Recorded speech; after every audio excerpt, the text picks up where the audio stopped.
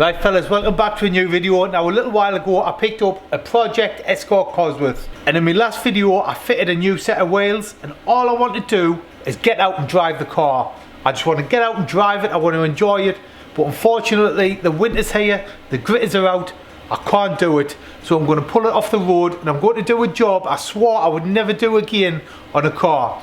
I'm going to fully strip the underside of the car and fix all the problems under there. So let us get the car up on the ramp and show you exactly why we're going to strip the underside of this perfectly mint looking Escort Cosworth. So if we come under the car, you can see somewhere in its life someone has just fully Schultzed the underside, and when they've Schultzed the underside they've just gone over everything. They haven't removed any of the rust, so they've basically just covered all the rust with Schultz, which to be honest isn't really fixing any issues, you're just masking the problems. You can see there, it's all just falling off, and underneath it's obviously just full of rust. Like, look at this big bit here, look, watch. That's just a rusty bottom arm under there. Look at that. So we need to strip this bottom arm off. We're going to clean all the bottom arm. For some reason as well, the exhaust hasn't got an exhaust clamp on. I have been driving it like that, and obviously it hasn't fell off, so still somewhat alright, but such a shame someone's done this. This is, look, just Schultzed over the rust. Why?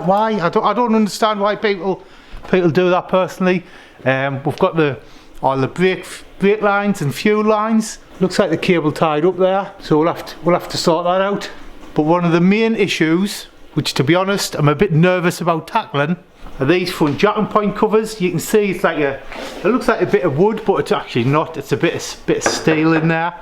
I'll show you by my magnet. There we go. But it is actually a bit of steel in there.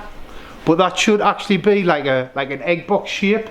It shouldn't look like that. I'll put a picture in of what that should look like. Someone's just, obviously the car's gone rusty. This is still an N-Reg Escort Cosworth, and you can see, I don't know, someone's just put a bit of box section in there. Now with the car, we're not going to go for like a concourse or a show condition car.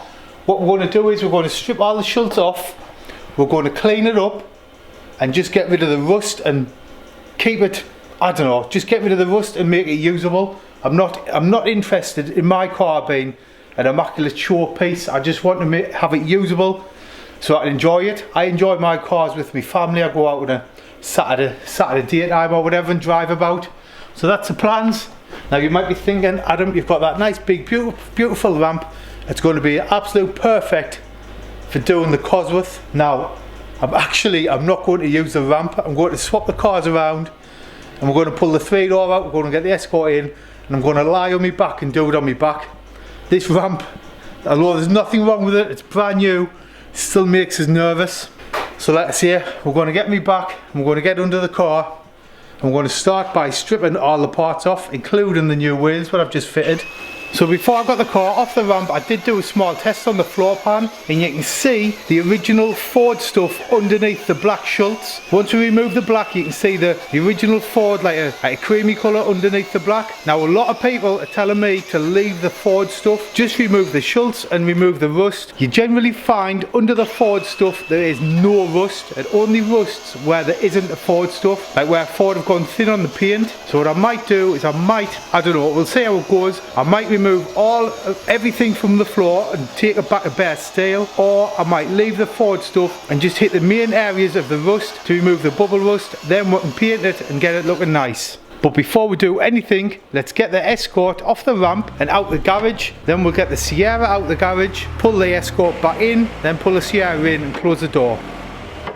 Right fellas, so let's start by disconnecting the battery on the car, because we don't want any issues with electricity while we're underneath it. So we've disconnected the positive from the battery. Let's now disconnect the negative so it is fully disconnected. Let's start by jacking the car up. Honestly, I am scared to start this because I did do the underside of my 3-door and it took us about 4 years, and I really want this car sorted for the summer. But let's get it in the air, start taking it to bits. Now if you're thinking, Adam, you've got all winter to get that Escort Cosworth done, it can't be that hard.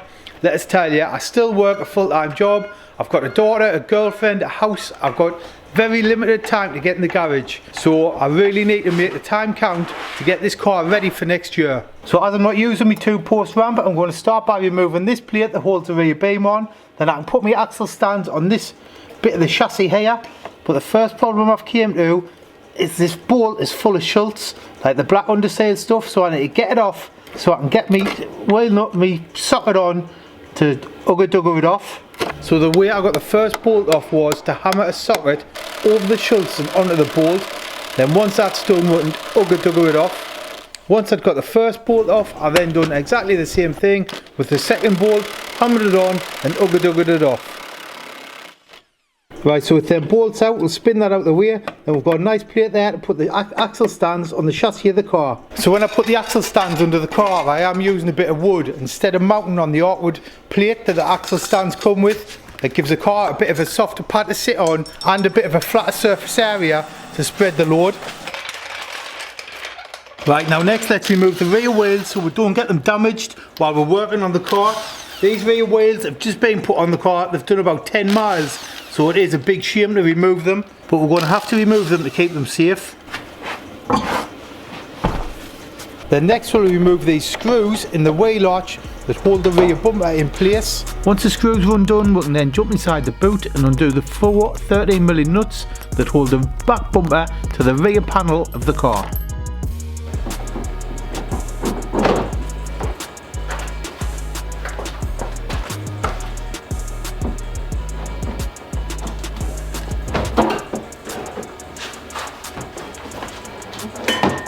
Right, there's the bumper off. Now this is the problem with doing jobs like this, where you put a full rear bumper and wheels and everything so they don't get damaged. So the car has been painted in its life, and you can see all this is full of overspray, that's why it's red. This should be black, but there's certainly no nasty rot. It all looks good and solid. This is a bit crusty, but certainly not knackered, do you know what I mean? That'll go again. Everything's solid on the back panel. You can see there where some of the paint's starting to peel, but I'm not painting anything, I don't think, hopefully. But it all looks solid and original and good, really. I think for the next job we'll remove the fuel tank. I have been running the car low on fuel because I knew I was going to be doing this job, so there's not much fuel in the fuel tank. To remove the fuel tank, there's a filler neck. It's got 8mm little bolt to undo. Then we can get under the car and undo these 2 13mm bolts that hold the straps to the shell that support the fuel tank under the car. Right, so I've undone the straps for the fuel tank, and worryingly there's fuel coming out. I can smell fuel on there, and it's a plastic fuel tank, so hopefully there's not a hole in the tank, because I don't even know if you can get new ones.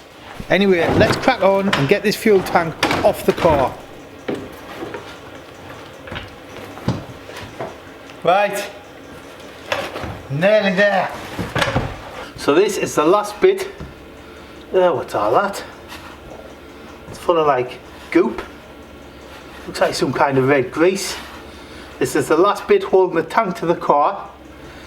So hopefully we can get this off. What is all this on here?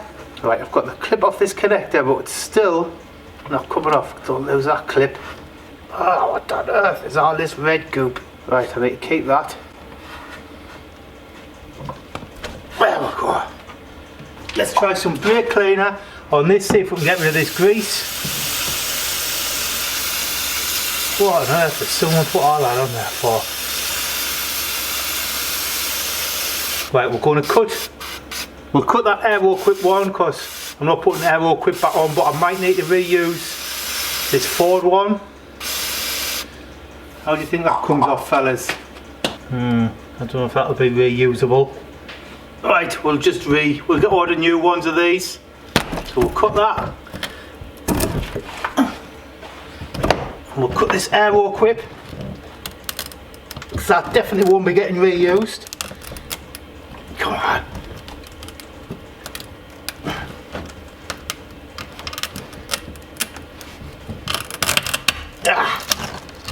There we go. Right, now this fuel tank should just pull away from the car.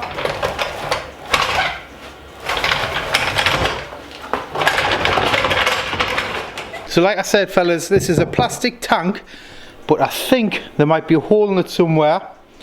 So we'll have to do some investigations, but obviously all this needs to come off. This is where your fuel pump and that is. Looks a bit minging, to be honest. We'll give that a quick investigation. Right fellas, I've got the fuel tank off the car, and like I said at the beginning, there might be a hole in it, but we'll have to have a look. I'm going to wash it out. I'm going to get all the fuel out of it, take it from there, see what goes on. We need to remove this door. This is where the fuel pump sits under, so we're going to have to take this off. You got us in, mate? Yep.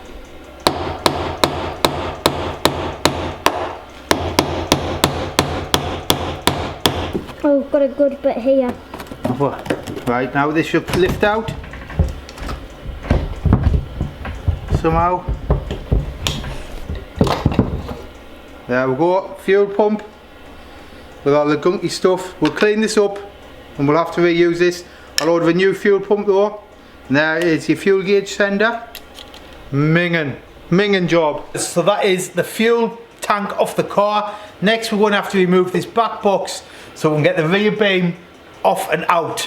So to start with, let's remove this exhaust rubber that is mounted to the back panel of the car, and I am going to put a little bit of lubricant on just to help slide it off the metal because it's probably rusted in place. Then there's another one under the car at the back of the back box, so we'll get that one off. Right, now with both rubbers off, hopefully we can break the seal where it's joined and we can get this back box off the car. Start by trying to get it moving. Oh, that's starting to twist.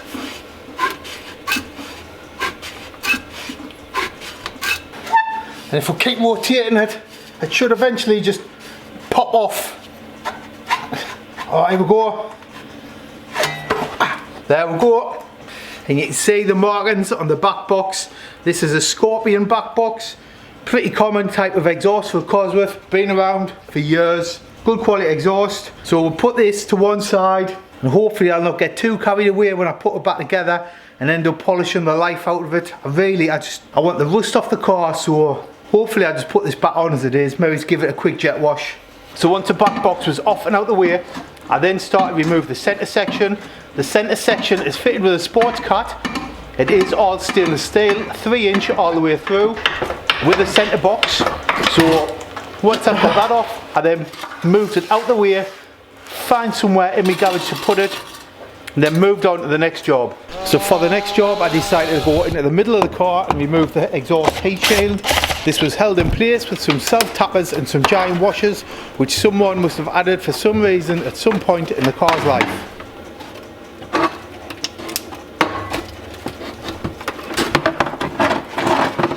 But here it is off now fellas, and you can see it's not too bad. It's a bit tatty in places, but it'll certainly go again. That's a bit you don't even see. So if we flip it over, this is a bit what you still don't see, but this is like the side that faces the road. What you would see if you went under the car. You see there, it's a genuine Ford item. It's got the Ford stamp, and it's got Schultz all over it. So someone's obviously Schultz the car with this in place, but it is actually, see where it was stuck to the car, where it must have melted or got hot, and the Schultz is kind of stuck like a glue. But this will go again. We'll clean it up. So I'll put this somewhere safe fellas, and we'll move on to the next job. Right, now next, let's try and remove the prop shaft. We need the prop shaft off to get the rear beam out, and there's 2 bolts just up here, and I'm hoping the prop shaft will break in 2 parts. So let's undo these 2 bolts and see what happens.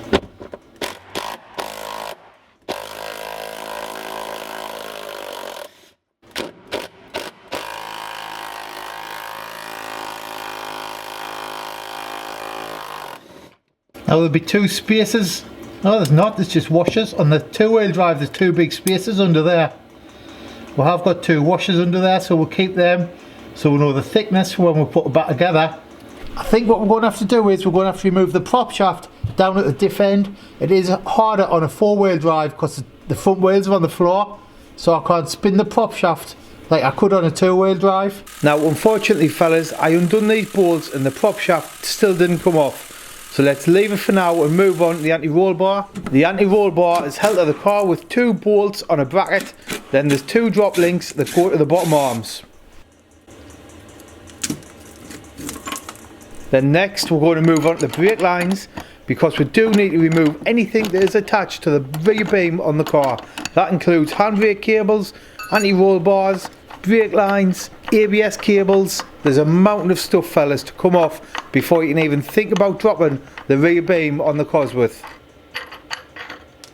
Right, so we're almost at the point where we can drop the rear beam fellas. There's just a couple of more bits to undo. The next part, what we're going to undo, is the rear shockers that are mounted inside the boot. So let's get in the boot with the socket set and undo the bolt that holds the shocker to the shell. Then with the bolts out the rear shock top mount, I can then lower the jack and the bottom arm will fall away.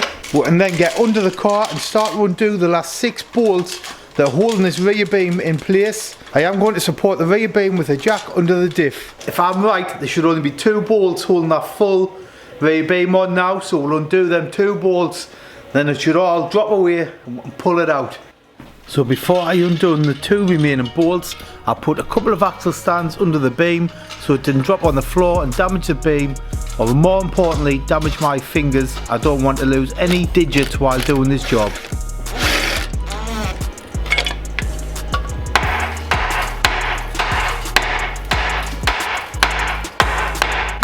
Now I think that's everything off the rear beam, so let's now drop it from the car.